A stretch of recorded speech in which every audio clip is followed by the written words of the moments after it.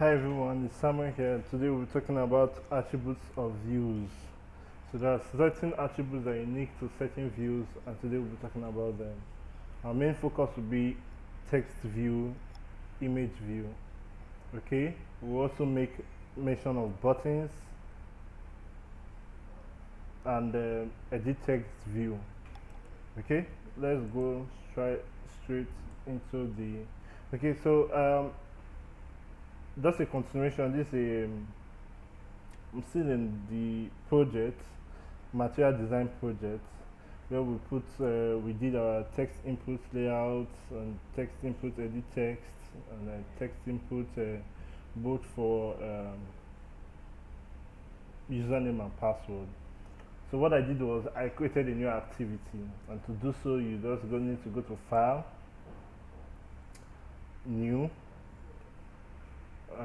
go to New, and then you go down here and you go to Activity and you select Empty Activity. So I created an activity named View Activity. So you change this instead of main activity to make it View Activity. Okay, it's not a launcher activity, so you won't click here and just go to Finish. That's it. To the generate two files, the XML file and the Kotlin file. Okay, and then I had already removed the constraint layout here and replaced it with a linear layout. And I've put the orientation of the linear layouts. Okay, the orientation of layouts. Let me just start with layouts. So you have constraint layouts, you have linear layouts, you have relative layouts, you have frame layouts. These are the most popular type of layouts you use throughout your Android development career. Okay, so linear layout stacks views one after a view comes the next, more like in a queue. Okay, so one of the attributes that's peculiar to linear layout is orientation. So this tells us whether we want it to queue vertically or horizontally. So here we're using vertical queue. So if I create another text view, see here, Control C, I copy this and I go down and paste it. It creates another one. Okay, I'll just increase this one. So you see it. So you see I'm a student. Okay, the ID is the same, so I have to just change one to text view 2. So if I should create another one, it stacks it below. That's text view 2. Okay, sorry, text view 3. Okay, so that error is gone. So you see they are stacked like queues, one after the other one, the next, after the other one, the next, after the other one, the next. Now I can change this orientation to horizontal, and you see, okay, it's now horizontally stacked.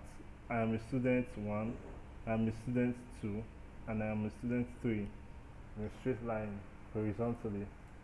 But I'll just leave it at the vertical. So that's one of the exciting feature about linear layout. And then when you want to center, because okay, let me take this out. So this is how it normally will be. Okay, I padded it with 16 dp, and that's why you can see the spaces here, 16 dips here, 16 dips here. I think if we go here, you'll be able to see it here, 16 dp, 16 dp. Okay, that's the padding. Okay, and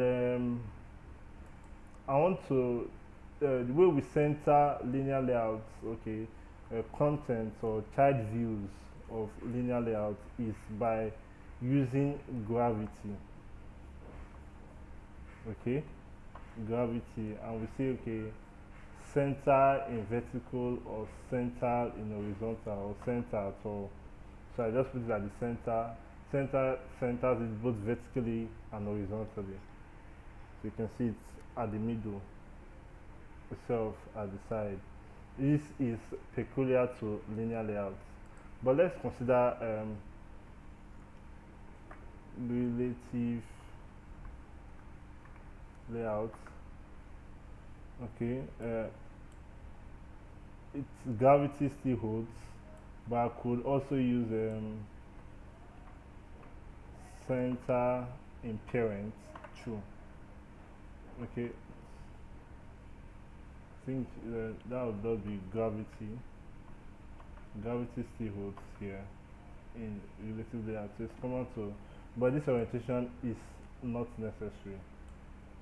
And if you can see, there's only one I am a student, because we are not making reference to, it's not each position of only the first view is shown. Okay, every other view is ought to be relative to this position, the center position. So since they are not making any relative um,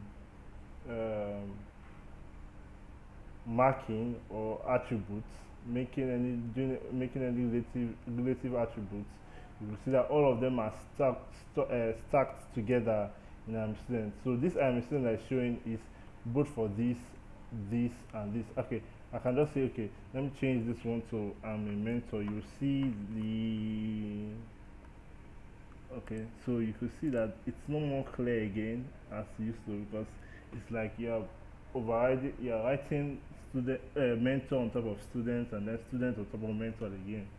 Well, we'll just leave it at students and use the relativity. So the first one is good to go. So all I just need to do is make this text view relative to this one. How do I do it? I will just say I want this below, the layout should be below, using the ID, this ID text view. So I will go for text view. So it comes below it.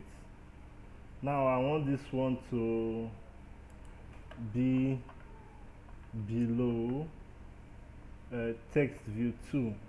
That's this one, and it goes below it.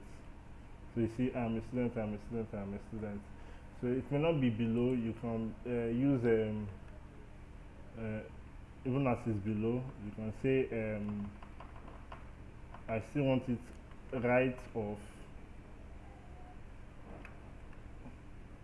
Okay, align parent or layout to right of. Okay, let's just put it to right of text view 2. So it shifts to the right, or left of, or right of parent, left of parent, just the way you would want. So that's how you style relative layout. Constraint layout is more of drag and drop. You do it in the design here. So each will have it's quite complex, but as we go further, you will learn that frame layout has only one, occupies only one child views. That is what it was meant for. And usually used for fragments. Okay, when we'll be dealing with fragments, you will see us using frame layouts. But the most used is relative and linear layouts. So get used to it. Okay, so I will just leave it at relative layout. Let's make use of relative layout also. So I will have my text view. I want to show you the attributes. So the first attribute we're talking about is width and height. So what I'm trying to say is that in my text view, I want the width of the text to wrap the content. So it will be as wide as the content. If the sentence I'm going to be writing is going to be very long, it's going to be as wide as it is. If it's going to be short, it's just going to occupy that space. If I say the height should be wrap content too, it's just going to occupy the space of the content, not more, not less. Okay, I can say the text is like I said, I am a student. Okay, you already know about the ID. You can give it an ID text view, which will be called, you can use in the Kotlin file. And then one some attributes that are needed to know for text view is the text size, which if you say okay 24, it's not going to be 24 dp, it's going to be 24 sp because it's the text. And then you have a text color. You can change the color of the text to something teal. You see it changes. Okay, this is already predefined. This color is already predefined in our OS folder. Okay, values, colors.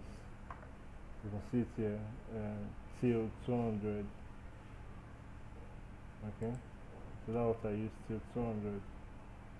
And then you can see text style. So it can be either bold, italic, or just leave it normally. I want it bold.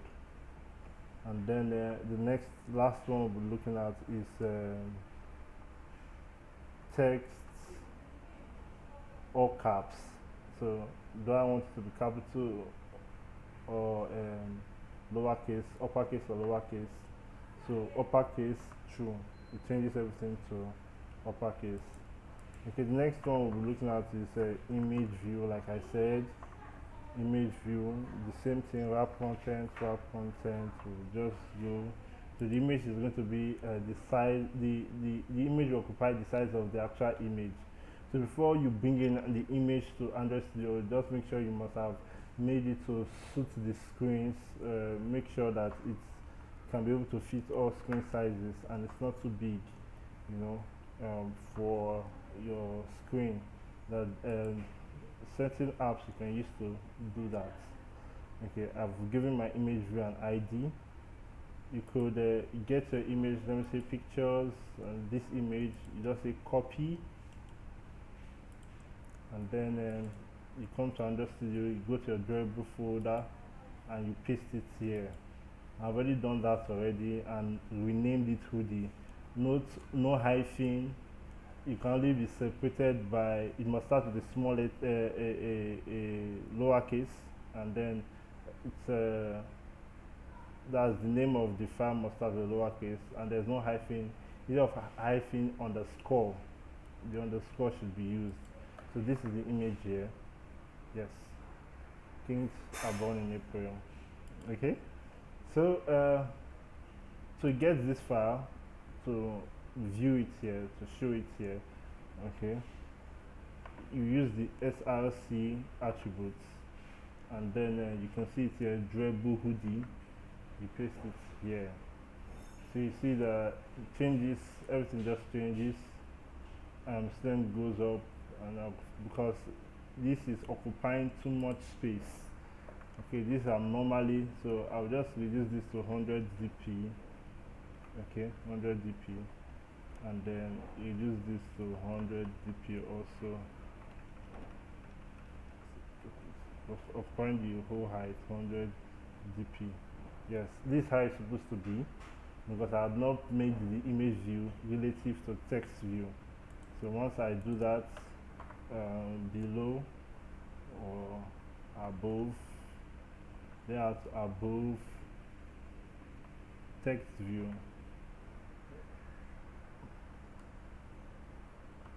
Okay, what happens? Okay, let's use the below text view. That was text view didn't work. I don't know why. Okay, and we give the margin top, we give some space. Let's say it's 20 dp. So yeah, there's a space between the primary students and this. Okay.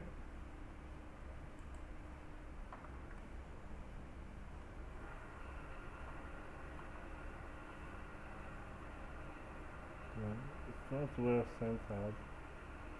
I can tweak it from here. No?